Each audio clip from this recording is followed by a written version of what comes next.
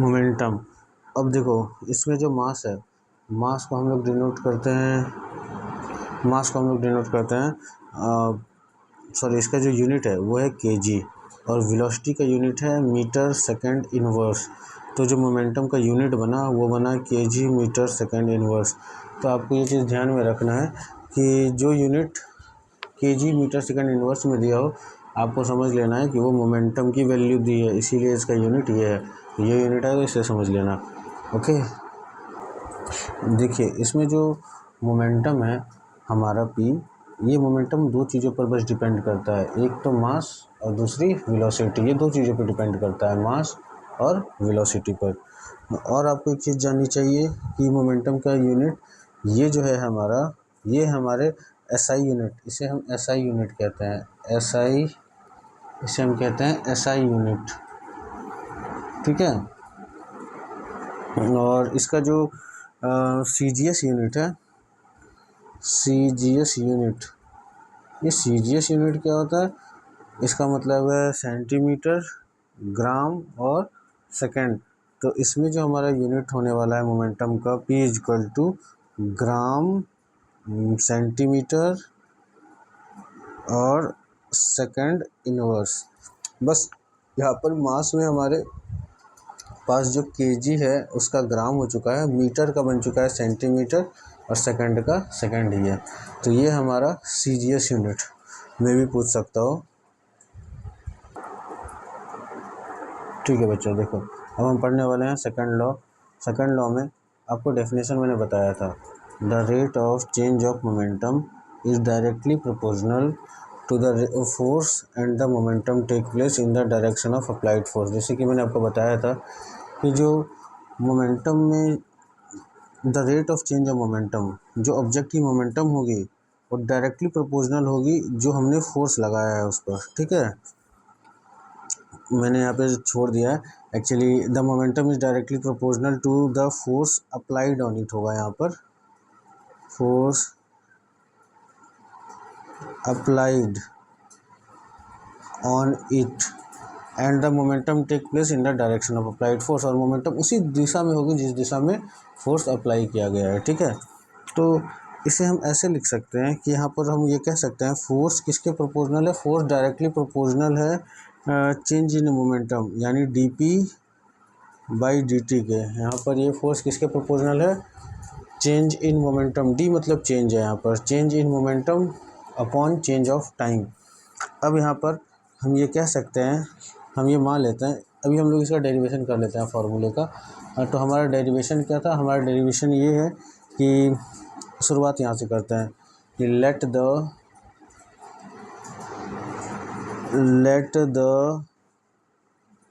Initial momentum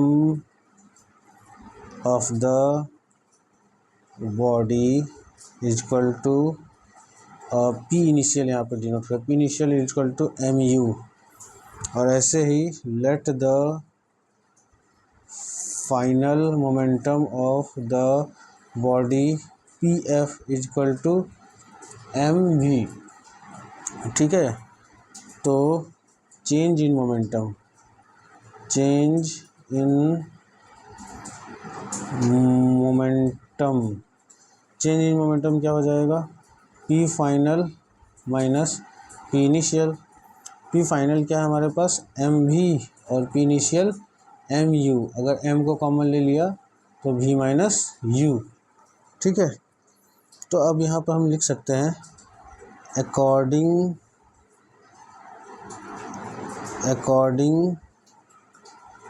to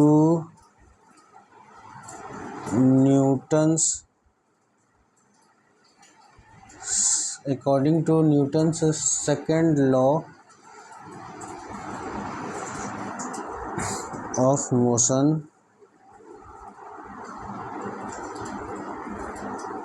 force applied directly proportional किसके होता है, rate of change of momentum.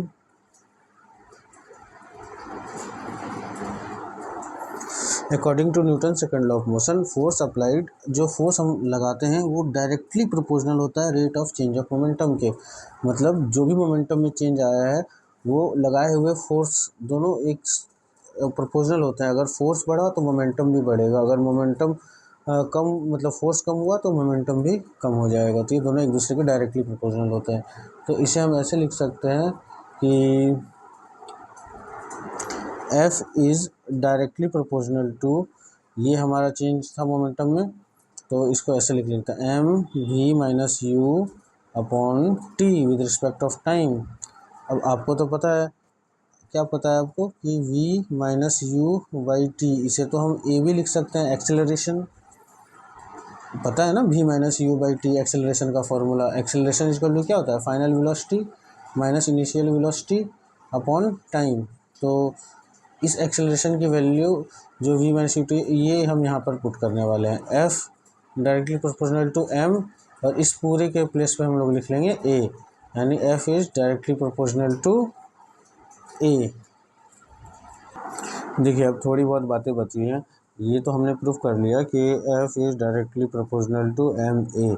जब ये प्रोपोर्शनल का साइन हटता है तो हम यहाँ पर f इक्वल टू, इस प्रोपोर्शनल के प्लेस पे k आ जाता है, और इसे हम ऐसे लिख लेते हैं f इक्वल टू के एम ए। अब यहाँ पर k जो है वो कांस्टेंट ऑफ प्रोपोर्शनलिटी है, ये प्रोपोर्शनलिटी कांस्टेंट है हमारा। अगर हम यहाँ पर अगर ऐसा कंडीशन हो कि if force equal to 1 newton रहे और मास भी 1 kg रहे, एक्सेलरेशन भी 1 यूनिट का हो, तो हमारा जो k है देन k भी हमारा हो जाता है 1। तो यहाँ से हम ये लिख सकते हैं कि f equal to M A, proved.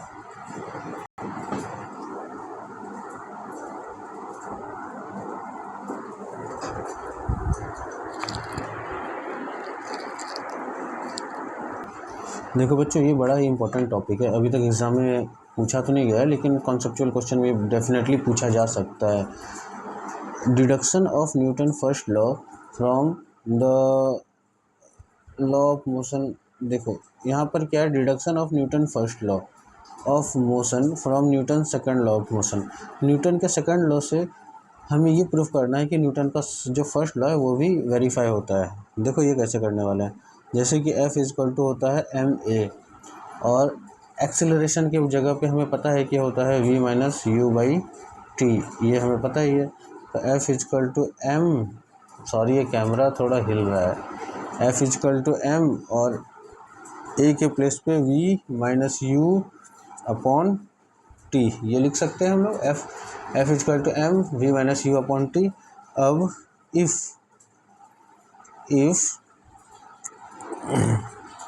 velocity of the body is constant, अगर velocity of the body constant रहे, इसका मतलब कि अगर u इक्वल टू वी हो रहा है, जो velocity है बॉडी की अगर वो constant रहा, तो इस केस में होगा ये कि यहाँ पर v और u दोनों इक्वल हो जाएंगे, दोनों इक्वल हो जाएंगे तो माइनस होने पे ज़ीरो आ जाएगा। ये ज़ीरो आया तो ये पूरा का पूरा टर्म ज़ीरो, और ये पूरा का पूरा टर्म ज़ीरो, तो ये भी ज़ीरो, यानी हो ये जाएगा। इसको करने पर f इक्वल टू एम, ये पूरा टर्म हो जाएगा ज़ीरो, तो यानी f इक्वल टू ज़ीरो। इससे हमें ये पता चलता है कि no force is required to move a body no force is required to move a body with constant velocity।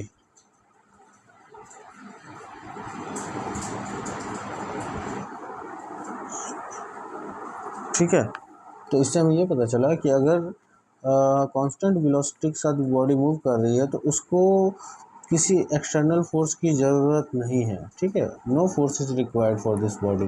तो यही है न्यूटन का फर्स्ट लॉ का न्यूटन के सेकंड लॉ के साथ कनेक्शन है ये, तो आपको ये याद रखना है। हमने फोर्स का यूनिट नहीं देखा था, तो चलो फोर्स का यूनिट देख लो। फोर्स का यूनिट क्या होता है, F equal to M A. Force mass का होता है केजी और एक्सीलरेशन का होता है मीटर सेकंड, ये -2, ये तो आपको पता होगा। तो हम फोर्स का यूनिट ये भी लिख सकते हैं और इसके जगह न्यूटन भी लिख सकते हैं, ये दोनों ही फोर्स के यूनिट होते हैं, ठीक है। और आपसे कोई ये भी पूछा जाता है क्वेश्चन कि फोर्स की यूनिट बताइए सीजीएस में, तो ये हमारा एसआई यूनिट है, ये हमारा एसआई यूनिट है जो हम यूज़ करते हैं। कुछ कुछ जगहों पर सीजीएस यूनिट यूज़ किया जाता है। सीजीएस यूनिट में इसका जो होगा वो होगा ग्राम सेंटीमीटर सेकंड -2, केजी की जगह पे ग्राम, मीटर की जगह पर सेंटीमीटर और सेकंड के प्लेस पे सेकंड ही होता है, ठीक है। तो हम इसे 1 डाइन के नाम से भी जानते हैं। इसे हम ये जैसे हम इसे और न्यूटन कह सकते हैं, तो यहाँ पर इसे हम 1 डाइन भी कह सकते हैं, ठीक है। तो डेफिनेशन ऑफ डाइन अगर पूछे तो डेफिनेशन ऑफ डाइन अगर डेफिनेशन पूछे कि बताओ व्हाट इज़ 1 डाइन, अगर डेफिनेशन पूछे तो हम ये लिख सकते हैं इसके डेफिनेशन कि the force is said to be 1 dyne if it produced 1 centimeter minus second acceleration in a body of 1 gram mass। तो हम इसका डेफिनेशन ये देख सकते हैं कि the force is said to be 1 dyne. 1 dyne हम उस फोर्स को कह सकते हैं जहाँ पर 1 सेंटीमीटर 1 सेंटीमीटर इनवर्स -2 एक्सीलरेशन आ जाए बॉडी में 1 ग्राम के, ठीक है। 1 ग्राम का बॉडी लेना है और उसमें 1 सेंटीमीटर पर सेकंड -2 का एक्सीलरेशन लाना है, तो उसे हम कहते हैं 1 डाइन। और 1 न्यूटन का मैंने नहीं बताया, इसका भी देख लो आप लोग कि 1 न्यूटन का क्या होता है। अगर आ जाए डिफाइन 1 न्यूटन, तो 1 न्यूटन का हम ये कह सकते हैं the force is said to be 1 newton if it produce 1 metre second inverse acceleration. इसका हम लोग ये लिख सकते हैं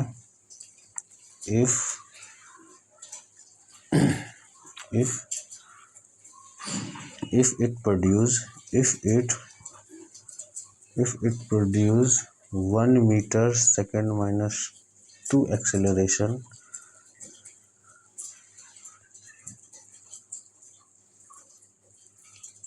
in a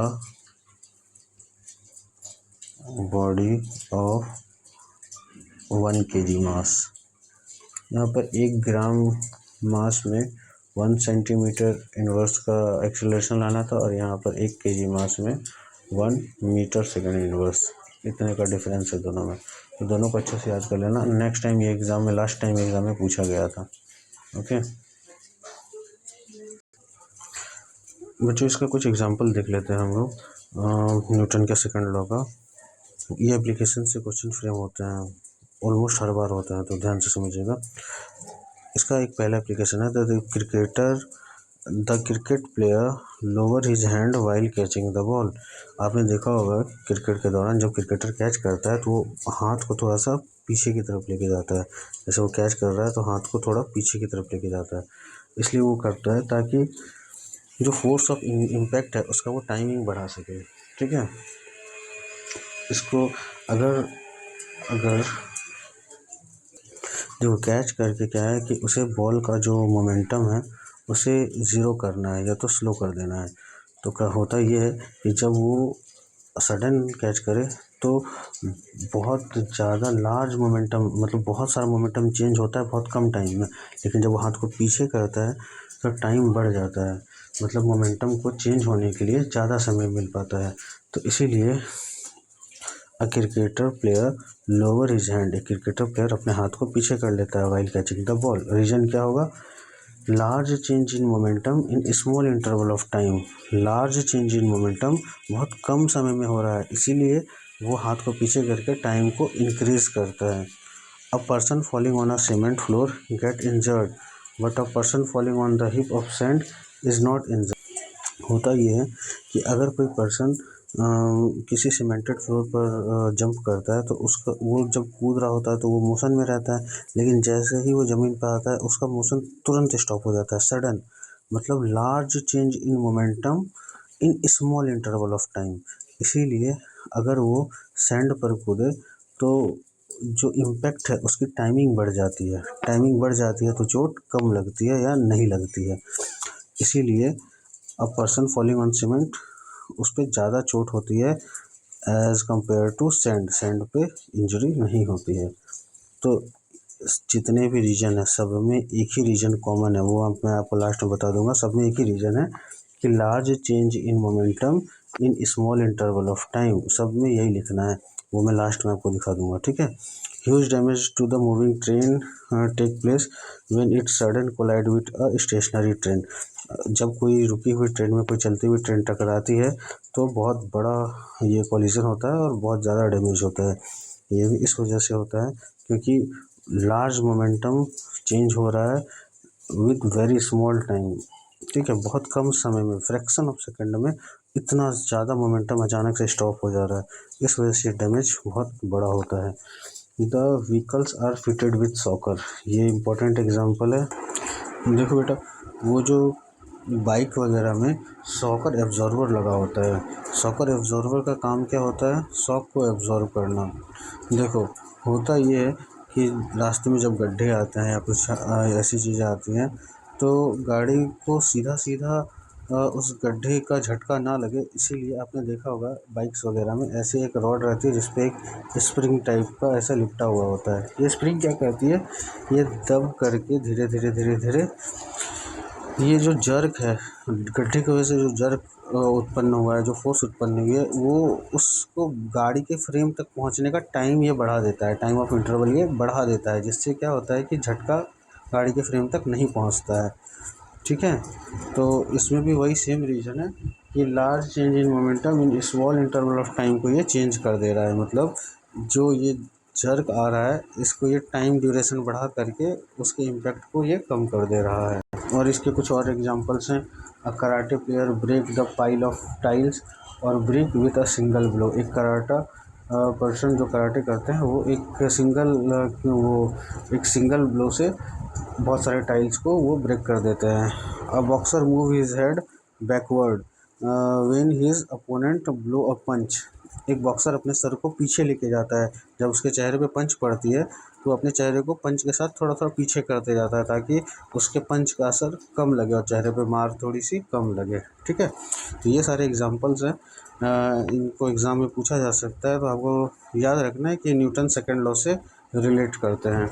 और इन सब में एक जो कॉमन चीज़ लिखनी थी, देखो इन सब रीजन में अगर एसेशन रीजन वगैरह में कुछ पूछा जाता है तो जितने भी आपने अभी तक रीजन पढ़े हैं उन सब में एक चीज़ कॉमन है, सब में यही रीजन है, सब में कि large change in momentum in small interval of time, सब में मोमेंटम बहुत ज़्यादा चेंज हो रहा है और बहुत कम समय में, इसलिए जो इम्पैक्ट हो रही है, मार पड़ रही है, चीज़ें ख़राब हो रही है, चोट लग रही है, ये सारा जो है रीज़न है सबके पीछे यही है कि large change in momentum in small interval of time. तो सब में आपको यही लिखना है, ठीक है।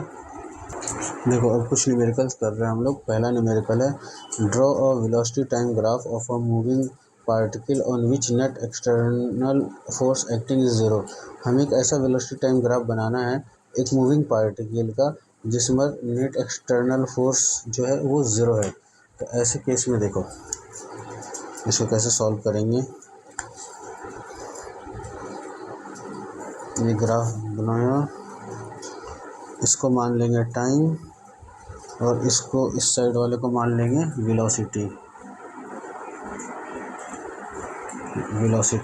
अब फोर्स ज़ीरो है, फोर्स लग ही नहीं रहा है, फोर्स नहीं लग रहा है, इसका मतलब ये हुआ कि ये जो बॉडी है ये यूनिफॉर्म मोशन में है, ये बॉडी कैसी है, यूनिफॉर्म मोशन में है।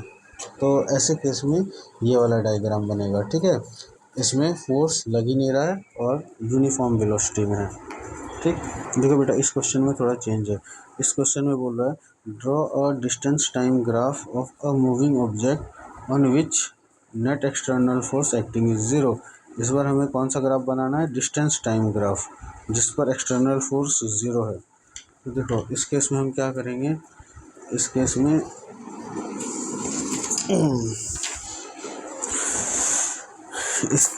हम लोग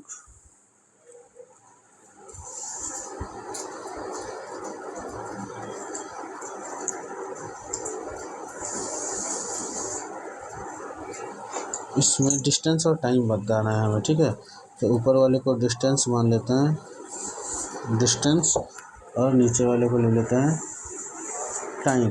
तो एक्सटर्नल फोर्स ज़ीरो है, एक्सटर्नल फोर्स ज़ीरो मतलब कोई फोर्स एक्ट नहीं कर रहा है, मतलब जो ये बॉडी, ये जो मोशन है, ये एक यूनिफॉर्म मोशन है, मतलब object equal interval of time में इक्वल डिस्टेंस कवर कर रही है। देखो इसमें जो ऑब्जेक्ट है वो यूनिफॉर्म मोशन में, क्योंकि एक्सटर्नल फोर्स लग नहीं रहा है तो इसके मोशन में कोई चेंज आएगा नहीं, मतलब ये equal distance equal time interval में काउंट करेगा। जैसे कि इसीलिए इसका एक ग्राफ यूनिफॉर्म बनेगा, मतलब इक्वल इंटरवल ऑफ टाइम में ये इक्वल डिस्टेंस कवर करता हुआ जाएगा, ठीक है। देखो क्वेश्चन है कि एक बस है जो 5000 kg का है, और वो स्टार्ट फ्रॉम रेस्ट, वो रेस्ट से स्टार्ट होती है, रोल डाउन अ हिल, और एक पहाड़ पर लुढ़कते हुए 200 मीटर का डिस्टेंस कवर करती है 10 सेकंड में। तो हमें एक्सेलरेशन निकालना है और फोर्स कितना लग रहा है ये निकालना है। तो एक बस है, ठीक है, सपोज़ ये एक बस है, इसका वज़न है, इसका मास है 5000 kg, 5000 kg, और ये रेस्ट से लुढ़कना शुरू करती है। तो रेस्ट में मैं चीज़ें लिखता जाता हूँ। मास है इसका 5000 kg, मास है इसका 5000 kg, और मास है इसका 5000 kg, और ये रेस्ट से स्टार्ट हुई है तो यू होगा इसका 0। और if it travel a distance of 200 metre, मतलब ये डिस्टेंस इसमें एस से डिनोट करते हैं, और इसने 200 मीटर का डिस्टेंस कवर किया है, और टाइम 10 सेकंड में, 10 सेकंड में जो चीज़ें थी गिवन वो मैंने लिख ली। अब यहाँ पर पूछ रहा है ये एक्सेलरेशन और फोर्स, दो चीज़ की वैल्यू पूछ रहा है। तो देखो अब एक्सेलरेशन की वैल्यू निकालनी है, तो यहाँ पर हमारे पास m है, u है, s है, t है, इसका यूज़ करके हमें एक्सेलरेशन फाइंड करना पड़ेगा और फोर्स भी निकालना पड़ेगा। फोर्स निकालने के लिए मास और एक्सेलरेशन चाहिए, तो एक्सेलरेशन तो हमें ऐसे भी हर हालत में निकालना पड़ेगा। तो देखो इसमें 3 फार्मूला है, v² - u² = 2as, v = u + at, और s = ut + ½ at²। अब इसमें से आपको देखना पड़ेगा कौन सा फार्मूला फिट हो रहा है, हमें वही पुट करना पड़ेगा। जैसे कि s है तो s इसमें है, तो देखिए s हमारे पास है, u हमारे पास है, t भी है, एक्सेलरेशन निकालना है, टाइम, ये हमारे लिए एकदम परफेक्ट फार्मूला है, तो इसे पुट करते हैं। s = ut + ½ at²। s क्या है हमारे पास 200, u है हमारे पास 0, तो टाइम का मल्टीप्लाई होते पे 0 ही आ जाएगा। हाफ एक्सेलरेशन है हमारा, फाइंड करना है, और t है 10 सेकेंड, इसका स्क्वायर, यानी ये 200, ये पूरा का पूरा टर्म 0, 1/2 a × 10 × 10, तो ये 2 5 × 10, यानी यहाँ पे 50 है। तो एक्सेलरेशन = ये 50 इसके नीचे चला जाएगा, यानी 200/50, यानी एक्सेलरेशन = 5 4 × 50। अब एक्सेलरेशन का यूनिट क्या होता है, मीटर सेकंड और माइनस का 2। ओके, अब हमें निकालना है अगला फोर्स। एक्सेलरेशन निकल चुका है, एक्सेलरेशन हमारा ये रहा। अब F = ma, तो फोर्स हमें निकालना था। मास हमारे पास ऑलरेडी गिवन है 5000 kg, एक्सेलरेशन है 4 सेकंड का, तो 5 × 4, 5 4 = 20, और ये वाला 3 0। यूनिट क्या होता है, या तो न्यूटन, या तो और में क्या होगा kg मीटर सेकंड -2, ये दो में से कोई सा भी यूनिट लिख सकते हो, ठीक है। ये क्वेश्चन आपके सामने है। अगला question number 2, the velocity time graph of a ball. ये वेलोसिटी टाइम ग्राफ एक बॉल का दिया हुआ है, इसमें हमें ball moving on a surface of floor is shown in the figure, calculate the force acting on a ball. इसमें हमें फोर्स निकालना है। If the mass of the ball is 20 ग्राम, अगर 20 ग्राम का बॉल मूव कर रहा है तो उसका एक ग्राफ है हमारे पास, और इसमें हमें फोर्स फाइंड करना है। क्वेश्चन आप लोग चाहे तो वीडियो पॉज करके पढ़ सकते हैं। फिर से मैं इसका सोल्यूशन करता हूँ। सॉल्यूशन देखिए, मास गिवन है, एम है कितना 20 ग्राम, मास है 20 ग्राम, मास 20 ग्राम गिवन है हमारे पास। देखो इसको कैसे चेंज कर लेते हैं, ग्राम में तो हम यूनिट यूज़ नहीं करते हैं, केजी में यूज़ करते हैं। तो इसमें हम 20 में हम लोग 1000 का डिवाइड कर लेंगे, क्योंकि 1 केजी में 1000 ग्राम होता है। तो इसे केजी में बदलने के लिए 1000 से डिवाइड करना पड़ेगा। तो 0 से 0 गया, बचा 2/100, 2 लिख लेते हैं, 2 0 है ना, तो डेसिमल 2 डिजिट के बाद लगेगा केजी। इसको केजी में यूनिट में कन्वर्ट कर लिया। उसके बाद ग्राफ को देखो अब ध्यान से, बॉल यहाँ से स्टार्ट हुई यानी u0 था इसका, और इसकी वेलोसिटी कहाँ तक गई, यहाँ तक, यानी ये देखो वेलोसिटी 10 20 तक गई है वेलोसिटी। तो v = 20, और टाइम इसने कितना लिया है, टाइम लिया है 4 सेकंड का। अब वीडियो स्टॉप करो और खुद से फाइंड करो इसका फोर्स, वीडियो रोक करके फिर से फोर्स फाइंड करो। चलो आई होप आपने ट्राई कर लिया होगा। देखो फोर्स निकालने के लिए क्या चाहिए, फोर्स निकालने के चाहिए मास और एक्सेलरेशन। मास तो हमारे पास है लेकिन एक्सेलरेशन नहीं है। अब एक्सेलरेशन नहीं है, उसको निकालने के लिए u भी है, v भी है और t भी है। तो हमें तो बहुत अच्छे से पता है कि एक्सेलरेशन इक्वल टू होता है v - u/t। v क्या है हमारा, v है 20, u है 0 और टाइम है 4 सेकंड का, यानी कि 20/4 यानी कि 5 मीटर सेकंड -2, ये इसका यूनिट है। एक्सेलरेशन आ चुका है हमारे पास। तो F = ma, मास है हमारा 0.02, ये रहा, एक्सेलरेशन है 5 का। इसको नहीं भी चेंज करते तो चल जाता है, इसको पहले जैसे लिख लेते हैं, ठीक है 2, या फिर अब कर दिया तो कर दिया, 5 2 = 10, और डेसिमल कितने प्लेस के बाद है, 2 प्लेस के बाद है, डेसिमल 2 प्लेस के बाद है, तो ये भी 2 प्लेस के बाद यहाँ पे डेसिमल लग जाएगा। मतलब कि जो हमारा आंसर आया है 0.1 न्यूटन, इतने का ही फोर्स लगेगा, ठीक है।